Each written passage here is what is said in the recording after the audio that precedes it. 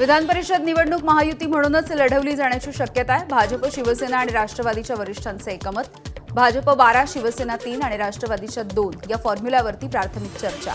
याच आठवड्यामध्ये जागा वाटप पूर्ण केलं जाणार आहे। नाशिक विधान परिषदेच्या निवडणुकीच्या पार्श्वभूमीवरती भाजपमध्ये जोरदार लॉबिंग। गिरीश महाजन यांचे निकटवर्तीय निलेश बोरासह इतरही इच्छुक मुंबईमध्ये तळ ठोकून आहेत। भाजपमध्ये गणेश गीते, निलेश बोरा यांच्यासह 4 ते 5 जण इच्छुक आहेत। पुणे विधान परिषदेसाठी महायुतीमध्ये रस्सीखेच। राष्ट्रवादीच्या नंतर भाजपचा देखील दावा। राष्ट्रवादीकडे 348 मतं आहेत तर भाजपकडे 319 मतं आहेत। गेल्या काही वर्षांमध्ये पुण्यात भाजपची ताकद वाढल्यामुळे पदाधिकारी उमेदवारीसाठी आग्रही। म्हसळा नगरपंचायतीमध्ये पुन्हा एकदा नगराध्यक्ष पदाच्या निवडणुकीचा ट्विस्ट। राष्ट्रवादीकडून सुनील शेंडगे तर शिवसेना काँग्रेस यांच्याकडून सुफियान हळदे यांचा अर्ज दाखल। बिनविरोध निवडीच्या चर्चांना पूर्णविराम। वरिष्ठांच्या आदेशाला केराची टोपली। कॉक्रोच जनता पार्टीला तरुणाईचा भरघोस प्रतिसाद। अवघ्या 3 ते 4 दिवसांमध्ये कॉक्रोच जनता पार्टीचे इंस्टाग्रामवरती 2 कोटी फॉलोअर्स। मूळच्या हिंगोलीच्या अभिजित दिपके कॉक्रोच जनता पार्टीचा संस्थापक आहे। सर्वात कमी वेळेमध्ये सर्वाधिक फॉलोअर्स मिळवण्याचा विक्रम। कॉक्रोच जनता पार्टीचे अभिजित दिपके यांना जीवे मारण्याची धमकी येते। धमकी देणाऱ्यांच्या मेसेजचे स्क्रीनशॉट शेअर करत त्यांनी माहिती दिली आहे। सोशल मीडिया अकाउंट बंद कर, पैसे देतो, नाहीतर अमेरिकेमध्ये सुद्धा मारण्याची धमकी।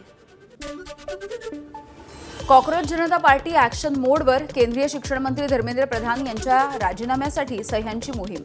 नीटची परीक्षा रद्द झाल्यामुळे आत्महत्या केलेल्या विद्यार्थ्यांना न्याय मिळावा यासाठी मोहीम। अभिजित दिपके यांचं मोहिमेमध्ये सहभागी होण्याचं आवाहन।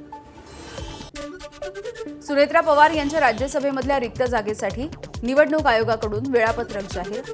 18 जूनला पार पडणार निवडणूक। महाराष्ट्रासह तमिळनाडूमधल्या राज्यसभेच्या जागेची निवडणूक होणार आहे। मनोज जरांगे पाटील आणि प्रसाद लाड यांची आंतरवाली सराटीमध्ये बंद दाराआड चर्चा झाली। मराठा समाजाच्या मागण्या प्रसाद लाड मुख्यमंत्र्यांना सांगणार। 28 मे पर्यंत मागण्यांच्या संदर्भात मराठा आरक्षण उपसमिती उत्तर देणार आहे। प्रसाद लाड यांची ग्वाही। मनोज जरांगे मात्र 30 मेच्या आमरण उपोषणावरती ठाम आहेत। सरसकट मराठ्यांना कुणबी प्रमाणपत्र का दिलं नाही? मनोज जरांगे यांचा सरकारला पुन्हा एकदा सवाल। तसंच सारथीच्या अंतर्गत विद्यार्थ्यांची संख्या का कमी केली? 80,000 विद्यार्थ्यांच्या शिष्यवृत्ती थांबवल्याचा जरांगेंचा आरोप आहे।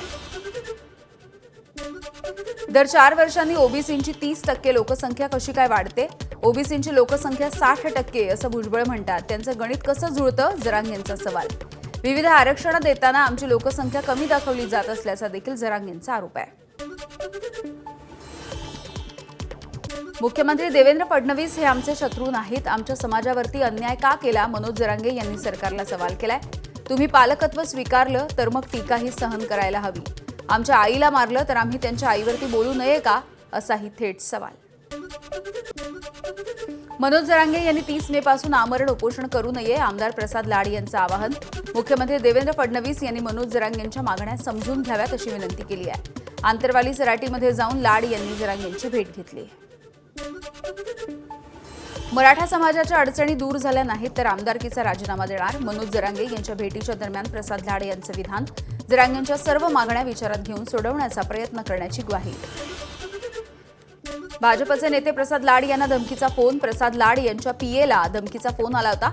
संभाजीनगरमध्ये लाड थांबलेल्या हॉटेलमध्ये दोघांचा शिरण्याचा प्रयत्न। योगेश शितोळे पाटील, गणेश उगले हे दोघे पोलिसांच्या ताब्यात।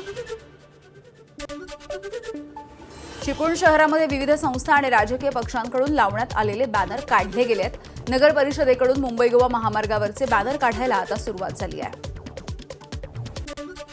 गोवंश संरक्षणाच्या संदर्भात सरकारचे नवे निर्देश। बेकायदेशीर कत्तलखान्यांवरती प्रतिबंध।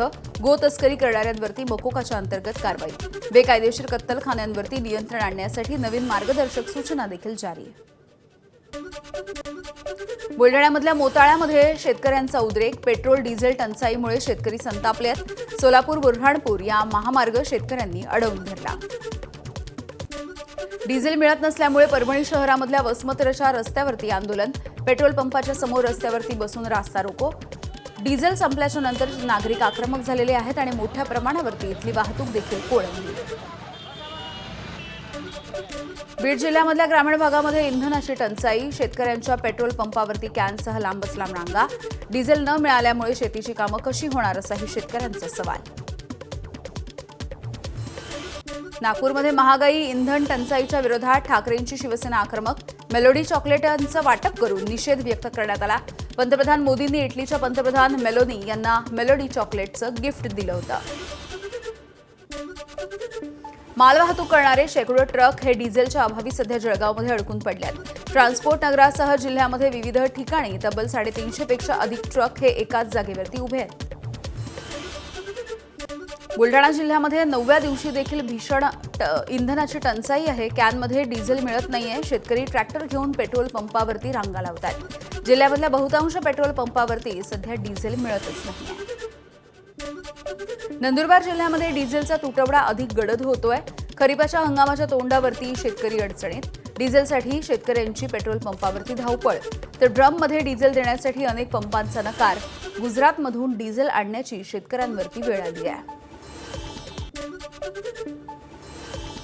वाशिममधल्या पेट्रोल पंपावरती डिझेलसाठी शेतकऱ्यांच्या रांगांमधल्या शेतकऱ्यांसाठी पेट्रोल पंप चालकांकडून चहाची व्यवस्था. पेट्रोल पंप चालकानं सामाजिक बांधिलकी देखील जपली आहे. नंदुरबारमध्ये पेट्रोल डिझेलची टंचाई, या पार्श्वभूमीवरती बॉटल आणि ड्रममध्ये पेट्रोल डिझेलच्या विक्रीवरती बंदी आहे. इंधन साठवणूक करणाऱ्या लोकांवरती कायदेशीर कारवाई करण्याचा इशारा. पेट्रोल साठा असताना पेट्रोल विक्री न करणाऱ्या पेट्रोल पंप चालकांवरती देखील आता कारवाई केली जाणार आहे.